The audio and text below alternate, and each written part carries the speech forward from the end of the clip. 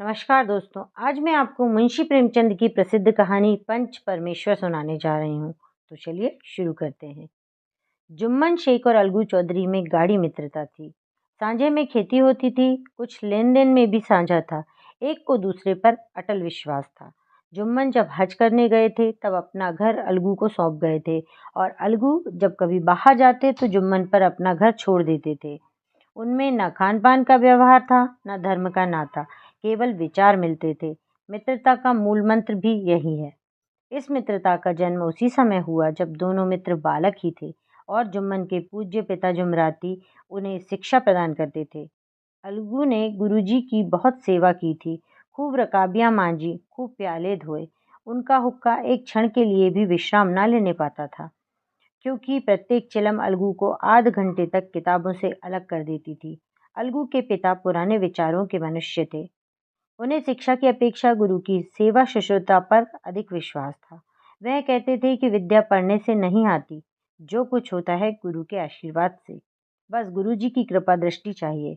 अतएव यदि अलगू पर जुमराती शेख के आशीर्वाद अथवा सत्संग का कुछ फल ना हुआ तो यह मानकर संतोष कर लेगा कि विद्योपार्जन में मैंने यथाशक्ति कोई बात उठा नहीं रखी। विद्या उसके भाग्य में ही न थी तो कैसे आती।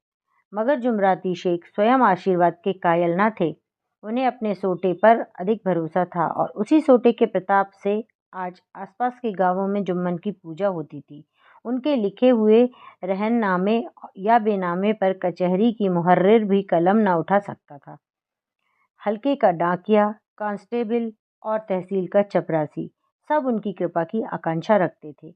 अतएव अलगू का मान उनके धन के कारण था, तो जुम्मन शेख अपनी अनमोल विद्या से ही सबके आदर पात्र बने थे।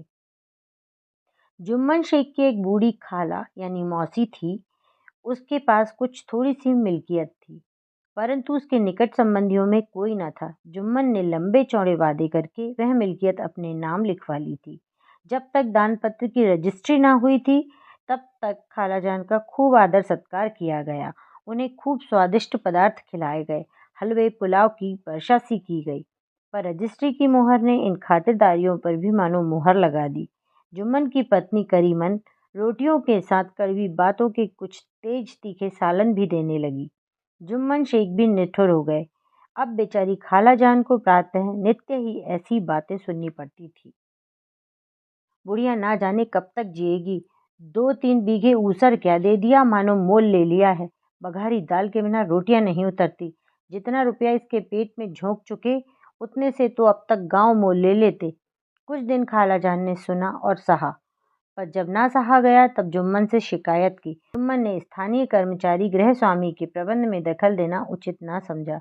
कुछ दिन तक और यूं ही रोध होकर काम चलता रहा। अंत में एक दिन खाला ने जुम्मन से कहा, बेटा तुम्हारे साथ मेरा निर्वाह ना होगा, तुम मुझे रुपए दे दिया करो, मैं अपना पका खा लूंगी। जुम्मन ने धृष्टता के साथ उत्तर दिया, रुपए के यहाँ फलते हैं? खाला ने नम्रता से कहा, मुझे कुछ रूखा सूखा चाहिए भी कि नहीं? जुम्मन ने गंभीर स्वर में जवाब दिया, तो कोई ये थोड़े ही समझा था कि तुम मौत से लड़कर आई हो। खाला बिगड़ गई, उन्होंने पंचायत करने की धमकी दी। जुम्मन हंसे, जिस तरह कोई शिकारी हिरन को जाल की तरफ आते देखकर मन ही मन हंसता है। वह बोले, हाँ जरूर पंचायत करो, फैसला हो जाए। मुझे भी यह रात दिन की खटखट पसंद नहीं। पंचायत में किसकी जीत होगी, इस विषय में जुम्मन को कुछ भी संदेह न था। आसपास के गांवों में ऐसा कौन था जो उसके अनुग्रहों का ऋणी न हो? ऐसा कौन था जो उसको शत्रु बनाने का साहस कर सके? किसमें इतना बल था जो उसका सामना कर सके? आसमान के फरिश्ते तो पंचायत करने आवेंगे ही नहीं। इसके बाद कई दिन तक बूढ़ी खाला हाथ में एक लकड़ी लिए आसपास के गांवों में दौड़ती रही। कमर झुककर कमान हो गई थी, एक एक पग चलना दूभर था। मगर बात आ पड़ी थी, उसका निर्णय करना जरूरी था। बिरला ही कोई भला आदमी होगा जिसके सामने बुढ़िया ने दुख के आंसू ना बहाए हों। किसी ने तो यूं ही ऊपरी मन से हूं हाँ करके टाल दिया, और किसी ने इस अन्याय पर जमाने की गालियां दी। कहा, कब्र में पांव लटके हुए हैं, आज मरे कल दूसरा दिन, पर हवस नहीं मानती। अब तुम्हें क्या चाहिए? रोटी खाओ और अल्लाह का नाम लो। तुम्हें अब खेती बाड़ी से क्या काम है? कुछ ऐसे सज्जन भी थे जिन्हें हास्य रस के रसास्वादन का अच्छा अवसर मिला। झुकी हुई कमर, पोपला मुंह, सन के से बाल, इतनी सामग्री एकत्र तब हंसी क्यों ना आवे। ऐसे न्यायप्रिय दयालु दीन वत्सल पुरुष बहुत कम थे जिन्होंने उस अबला के दुखड़े को गौर से सुना हो और उसको सांत्वना दी हो। चारों ओर से घूम घाम कर बेचारी अलगू चौधरी के पास आई, लाठी पटक दी और दम लेकर बोली, बेटा तुम भी दम भर के लिए मेरी पंचायत में चले आना। अलगू, मुझे बुलाकर क्या करोगी? इस गांव के आदमी तो आवेंगे ही।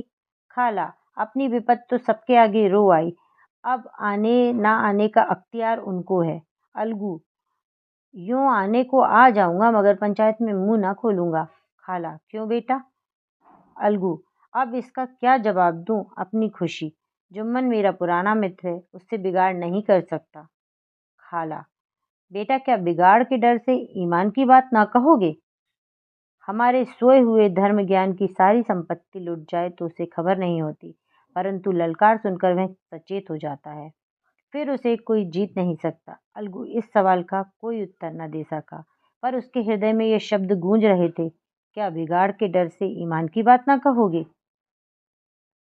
संध्या समय एक पेड़ के नीचे पंचायत बैठी। शेख जुम्मन ने पहले से ही फर्श बिछा रखा था। उन्होंने पान, इलायची, हुक्के, तंबाकू आदि का प्रबंध भी किया था। हाँ, वह स्वयं अलबत्ता अलगू चौधरी से जरा दूर पर बैठे हुए थे। जब पंचायत में कोई आ जाता था तब दबे हुए सलाम से उसका स्वागत करते थे।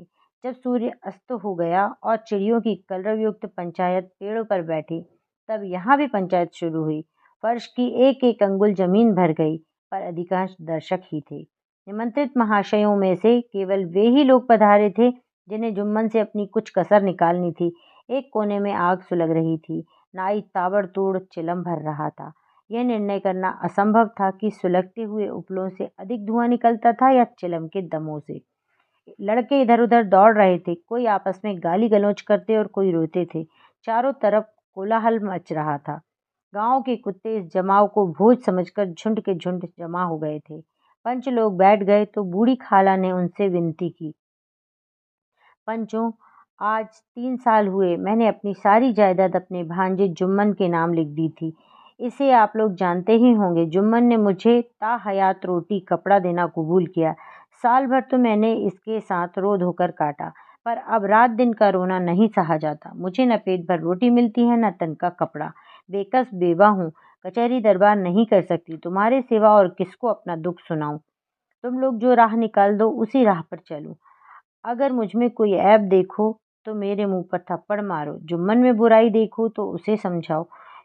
क्यों एक बेकस की आह लेता है? मैं पंचों का हुक्म सिर माथे पर चढ़ाऊंगी।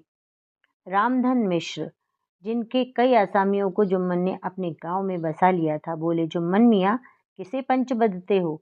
अभी से इसका निपटारा कर लो, फिर जो कुछ पंच कहेंगे वही मानना पड़ेगा। जुम्मन को इस समय सदस्यों में विशेषकर वे ही लोग दिख पड़े जिनमें किसी न किसी कारण उनका वैमनस्य था। जुम्मन बोले, पंचों का हुक्म अल्लाह का हुक्म है। खाला जान जिसे चाहे उसे वदें, मुझे कोई उज्र नहीं। खाला ने चिल्लाकर कहा, अरे अरे अल्लाह के बंदे, पंचों का नाम क्यों नहीं बता देता? कुछ मुझे भी तो मालूम हो। जुम्मन ने क्रोध से कहा, अब इस वक्त मेरा मुंह ना खुलवाओ, तुम्हारी बन पड़ी है, जिसे चाहो पंच बदो। खालाजान जुम्मन के आक्षेप को समझ गई। वह बोली, बेटा खुदा से डरो, पंच ना किसी के दोस्त होते हैं ना किसी के दुश्मन। कैसी बात करते हो? और तुम्हारा किसी पर विश्वास ना हो तो जाने दो। अलगू चौधरी को तो मानते हो? लो, मैं उन्हीं को सरपंच बनती हूँ। जुम्मन शेख आनंद से फूल उठे, परंतु भावों को छुपाकर बोले, अलगू ही सही, मेरे लिए जैसे रामधन वैसे अलगू। अलगू इस झमेले में फंसना नहीं चाहते थे। वे कन्नी काटने लगे। बोले, खाला तुम जानती हो कि जुम्मन से मेरी गाढ़ी दोस्ती है। खाला ने गंभीर स्वर में कहा, बेटा दोस्ती के लिए कोई अपना ईमान नहीं बेचता। पंच के दिल में खुदा बसता है। पंचों के मुंह से जो बात निकलती है वह खुदा की तरफ से निकलती है। अलगू चौधरी सरपंच हुए। रामधन मिश्र और जुम्मन के दूसरे विरोधियों ने बुढ़िया को मन में बहुत कोसा। अलगू चौधरी बोले, शेख जुम्मन, हम और तुम पुराने दोस्त हैं। जब काम पड़ा तुमने हमारी मदद की है और हम भी जो कुछ बन पड़ा तुम्हारी सेवा करते रहे हैं, मगर इस समय तुम और बूढ़ी खाला दोनों हमारी निगाह में बराबर हो। तुमको पंचों से जो कुछ अर्ज करनी हो करो। जुम्मन को पूरा विश्वास था कि अब बाजी मेरी है। अलगू यह सब दिखावे की बातें कर रहा है। अतएव शांत चित्त होकर बोले, पंचों 3 साल हुए खाला जान ने अपनी जायदाद मेरे नाम हिब्बा कर दी थी। मैंने उन्हें ताहयात खाना कपड़ा देना कबूल किया था। खुदा गवाह है, आज तक मैंने खालाजान को कोई तकलीफ नहीं दी। मैं उन्हें अपनी माँ के समान समझता हूँ। उनकी खिदमत करना मेरा फ़र्ज़ है। मगर औरतों में ज़रा अनबन रहती है, इसमें मेरा क्या बस है। खालाजान मुझसे माहवार खर्च अलग मांगती हैं। जायदाद जितनी है वह पंचों से छिपी नहीं। उससे इतना मुनाफा नहीं होता कि माहवार खर्च दे सकूं। इसके अलावा हिब्बा नामे में माहवार खर्च का कोई जिक्र नहीं तो मैं भूल कर भी इस झमेले में ना पड़ता। बस मुझे यही कहना है, आइंदा पंचों को अख्तियार है, जो फैसला चाहे करें। अलगू चौधरी को हमेशा कचहरी से काम पड़ता था, अतः वह पूरा कानूनी आदमी था। उसने जुम्मन से जिरह शुरू की। एक एक प्रश्न जुम्मन के हृदय पर हथौड़े की चोट की तरह पड़ता था। रामधन मिश्र इन प्रश्नों पर मुग्ध हुए जाते थे। जुम्मन चकित थे कि अलगू को क्या हो गया। अभी यह अलगू मेरे साथ बैठा कैसी कैसी बातें कर रहा था। इतनी ही देर में ऐसी काया पलट हो गई कि मेरी जड़ खोदने पर तुला हुआ है। ना मालूम कब की कसर यह निकाल रहा है। क्या इतने दिनों की दोस्ती कुछ भी काम ना आवेगी। जुम्मन शेख तो इसी संकल्प विकल्प में पड़े हुए थे कि इतने में अलगू ने फैसला सुनाया। जुम्मन शेख पंचों ने इस मामले पर विचार किया। उन्हें यह नीति संगत मालूम होता है कि खालाजान को मुहावर खर्च दिया जाए। हमारा विचार है कि खाला की जायदाद से इतना मुनाफा अवश्य होता है कि मुहावर खर्च दिया जा सके। बस यही हमारा फैसला है। अगर जुम्मन को खर्च देना मंजूर ना हो तो हिब्बानामा रद्द समझा जाए। यह फैसला सुनते ही जुम्मन सन्नाटे में आ गए। जो अपना मित्र वह शत्रु का व्यवहार करे और गले पर छुरी फेरे, इसे समय के हेर फेर के सिवा और क्या कहे। जिस पर पूरा भरोसा था उसने समय पड़ने पर धोखा दिया। ऐसे ही अवसरों पर झूठे सच्चे मित्रों की परीक्षा की जाती है। यही कलयुग की दोस्ती है। अगर लोग ऐसे कपटी धोखेबाज ना होते तो देश में आपत्तियों का प्रकोप क्यों होता। यह हैजा, प्लेग आदि व्याधियां दुष्कर्मों के ही दंड है। मगर रामधन मिश्र और अन्य पंच अलगू चौधरी की इस नीति परायणता की प्रशंसा जी खोलकर कर रहे थे। वे कहते थे, इसका नाम पंचायत है। दूध का दूध और पानी का पानी कर दिया। दोस्ती दोस्ती की जगह है, किंतु धर्म का पालन करना मुख्य है। ऐसे ही सत्यवादियों के बल पर पृथ्वी ठहरी है, नहीं तो वह कब की रसातल को चली जाती। इस फैसले ने अलगू और जुम्मन की दोस्ती की जड़ हिला दी। अब वे साथ साथ बातें नहीं करते दिखाई देते। इतनी पुरानी मित्रता रूपी वृक्ष सत्य का एक झोंका भी न सह सका। सचमुच यह बालू की ही जमीन पर खड़ा था। उनमें अब शिष्टाचार का अधिक व्यवहार होने लगा। एक दूसरे की आवभगत ज्यादा करने लगा। वे मिलते जुलते थे, मगर उसी तरह जैसे तलवार से ढाल मिलती थी। जुम्मन के चित्त में मित्र की कुटिलता आठों पहर खटकती रहती। उसे हर घड़ी यह चिंता रहती कि किसी तरह बदला लेने का अवसर मिले। अच्छे कामों की सिद्धि में बड़ी देर लगती है, पर बुरे कामों की सिद्धि में यह बात नहीं होती। जुम्मन को भी बदला लेने का अवसर जल्द ही मिल गया। पिछले साल अलगू चौधरी बटेसर से बैलों की एक बहुत अच्छी गोई मोल लाए थे। बैल पछाही जाति के सुंदर बड़े बड़े सींगों वाले थे। महीनों तक आसपास के गांवों के लोग दर्शन करते रहे। दैवयोग से जुम्मन की पंचायत के 1 महीने के बाद इस जोड़ी का एक बैल मर गया। जुम्मन ने दोस्तों से कहा, यह दगाबाजी की सजा है। इंसान कब्र भले ही कर जाए, पर खुदा नेक बद सब देखता है। अलगू को संदेह हुआ कि जुम्मन ने बैल को विष खिला दिया है। चौधराइन ने भी जुम्मन पर ही इस दुर्घटना का दोषारोपण किया। उसने कहा, जुम्मन ने कुछ कर करा दिया है। चौधराइन और करीमन में इस विषय पर एक दिन खूब ही वाद विवाद हुआ। दोनों देवियों ने शब्द बाहुल्य की नदी बहा दी। व्यंग, वक्रोक्ति, अन्योक्ति और उपमा आदि अलंकारों में बातें हुई। जुम्मन ने किसी तरह शांति स्थापित की। उन्होंने अपनी पत्नी को डांट डपट कर समझा दिया। वह उसे रणभूमि से हटा भी ले गए। उधर अलगू चौधरी ने समझाने बुझाने का काम अपने तर्कपूर्ण सोटे से लिया। अब अकेला बैल किस काम का। उसका जोड़ बहुत ढूंढा गया, पर ना मिला। निदान यह सलाह ठहरी कि इसे बेच डालना चाहिए। गांव में एक समझू साहू थे। वह इक्का गाड़ी हाँकते थे। गांव से गुड़ घी लाद कर मंडी ले जाते। मंडी से तेल नमक भर लाते और गांव में बेचते। इस बैल पर उनका मन लहराया। उन्होंने सोचा, यह बैल हाथ लगे तो दिन भर के बेखटके 3 खेप हों। आजकल तो एक ही खेप के लाले पड़े रहते हैं। बैल देखा, गाड़ी में दौड़ाया, बाल भौरी की पहचान कराई, मोल तोल किया और उसे लाकर द्वार पर बांध ही दिया। 1 महीने में दाम चुकाने का वादा ठहरा। चौधरी को भी गरज थी, घाटे की परवाह न थी। समझू साहू ने नया बैल पाया तो लगे उसे रगेदने। वह दिन में 3-3, 4-4 खेपें करने लगे। न चारे की फिक्र थी न पानी की, बस खेपों से काम था। मंडी ले गए, वहाँ कुछ सूखा भूसा सामने डाल दिया। बेचारा जानवर अभी दम भी न लेने पाया था कि फिर जोत दिया। अलगू चौधरी के घर तो चैन की बंसी बजती थी। बैलराम छठे छमाहे कभी बहली में जोते जाते थे। खूब उछलते कूद और कोसों तक दौड़ते चले जाते थे। वहाँ बैलराम की रातिब थी। साफ पानी, दली हुई अरहर की दाल और भूसे के साथ खली। और यही नहीं, कभी कभी घी का स्वाद भी चखने को मिल जाता था। शाम सवेरे एक आदमी खरहरे करता पहुंचता और सहलाता था। कहाँ वह सुख चैन, कहाँ यह आठों पहर की खपत। महीने भर ही में वह पिस्सा गया। इक्के का जुआं देखते ही उसका लहू सूख जाता था। एक एक पग चलना दूभर था। हड्डियां निकल आई थीं, पर था वह पानीदार मार की बर्दाश्त न थी। एक दिन चौथी खेप में साहू जी ने दूना बोझ लादा। दिन भर का थका जानवर पैर ना उठते थे, पर साहू जी कोड़े फटकारने लगे। बस फिर क्या था, बैल कलेजा तोड़ कर चला। कुछ दूर दौड़ा और चाहा कि जरा दम ले लूं, पर साहू जी को जल्द पहुंचने की फिक्र थी। अतएव उन्होंने कई कोड़े बड़ी निर्दयता से फटकारे। बैल ने एक बार फिर जोर लगाया, पर अब की बार शक्ति ने जवाब दे दिया। वह धरती पर गिर पड़ा और ऐसा गिरा कि फिर ना उठा। साहू जी ने बहुत पीटा, टांग पकड़कर खींचा, नथनों में लकड़ी ठूस दी, पर कहीं मृतक भी उठ सकता है। तब साहू जी को कुछ शक हुआ। उन्होंने बैल को गौर से देखा, खोलकर अलग किया और सोचने लगे कि गाड़ी कैसे घर पहुंचे। बहुत चीखे चिल्लाए, पर देहात का रास्ता बच्चों की आंख की तरह सांझ होते ही बंद हो जाता है। कोई नजर न आया। आसपास कोई गांव भी न था। मारे क्रोध के उन्होंने मरे हुए बैल पर और दुर्रे लगाए और कोसने लगे। अभागे, तुझे मरना ही था तो घर पहुंचकर मरता। ससुरा बीच रास्ते में ही मर गया, अब गाड़ी कौन खींचे। इस तरह साहू जी खूब जले भुने।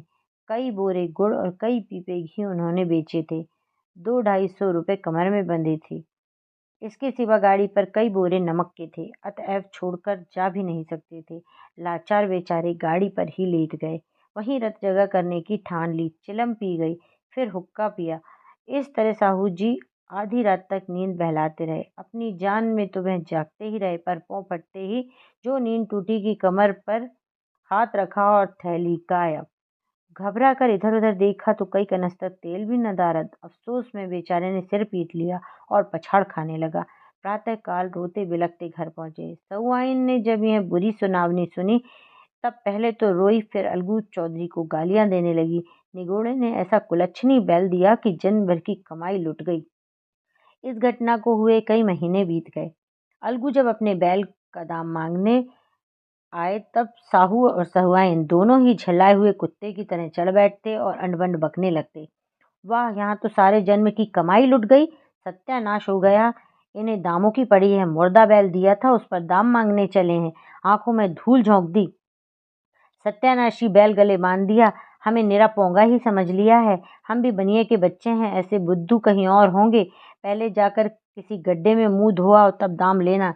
न जी मानता हो तो हमारा बैल खोल ले जाओ, महीना भर के बदले 2 महीना जोत लो, और क्या लोगे। चौधरी के अशुभ चिंतकों की कमी न थी। ऐसे अवसरों पर वे भी एकत्र हो जाते और साहू जी के बर्राने की पुष्टि करते। परंतु 150 रुपये से इस तरह हाथ धो लेना आसान न था।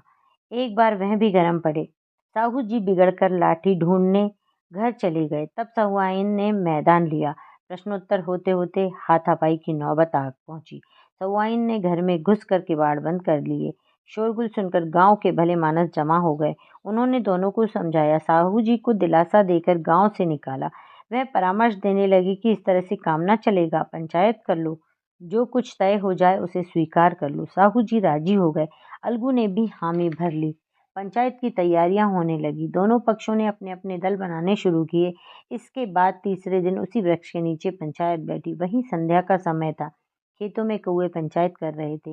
विवादग्रस्त विषय था कि मटर की फलियों पर उनका कोई स्वत्व है या नहीं, और जब तक ये प्रश्न हल ना हो जाए, तब तक वे रखवाले की पुकार पर अपनी अप्रसन्नता प्रकट करना आवश्यक समझते थे। पेड़ की डालियों पर बैठी शुक मंडली में यह प्रश्न छिड़ा हुआ था कि मनुष्यों को उन्हें बेमुरब्बत कहने का क्या अधिकार है, जब उन्हें स्वयं अपने मित्रों से दगा करने में भी संकोच नहीं होता।